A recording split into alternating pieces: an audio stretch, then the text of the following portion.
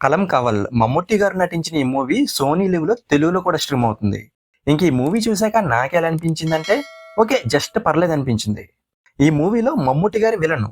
ఈ రోల్ చేయడానికి చాలా గట్స్ కావాలి ఒక స్టార్ హీరోకి. అయినా ఇందులో ఏముందని ఆ రోల్ చేశారో ఏంటో మరి. జస్ట్ ఒక సైకో కిల్లర్ క్యారెక్టర్ అది. ఈ మాత్రం యాక్టింగు ఏ క్యారెక్టర్ ఆర్టిస్ట్ అయినా చేస్తారు. మరెందుకు చేశారంటే hello all welcome to my channel nomadic cinema. Cinema starting సీన్‌లోనే తెలిసిపోద్ది విలన్ ఎవరని. కానీ ఆ విలన్ని ఎలా పట్టుకున్నారు అనేది సినిమా.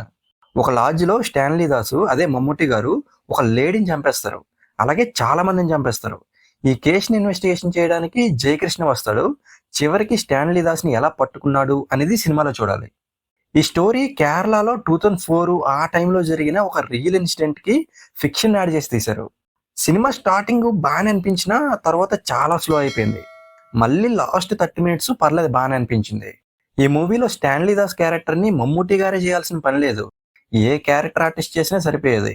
కానీ మమ్ముట్టి గారే ఎందుకు చేశారంటే ఈ ఏజ్‌లో కొంచెం డిఫరెంట్ రోల్స్ చేయాలనుకుంటున్నారు కాబట్టి ఈ రోల్ చేశారు.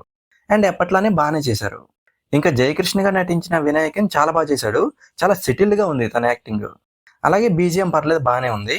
ఇంకా డైరెక్టర్ జితిన్ కే జోసు ఒక రియల్ ఇన్సిడెంట్‌కి ఫిక్షన్ యాడ్ చేసి మలయాళీ స్టైల్‌లో బానే తీశారు. స్లోగా వాళ్ళకి నచ్చినట్టు. కాకపోతే ఇన్వెస్టిగేషన్ సీన్స్‌ని ఇంకొంచెం ఇంట్రెస్టింగ్‌గా రాసుకోవాల్సింది. ఇంకా ఓవరాల్‌గా ఈ మూవీ గురించి చెప్పాలంటే మీరు ఫ్రీగా ఉంటే ఒకసారి ట్రై చేయొచ్చు. కాకపోతే చాలా ఓపిక కావాలి.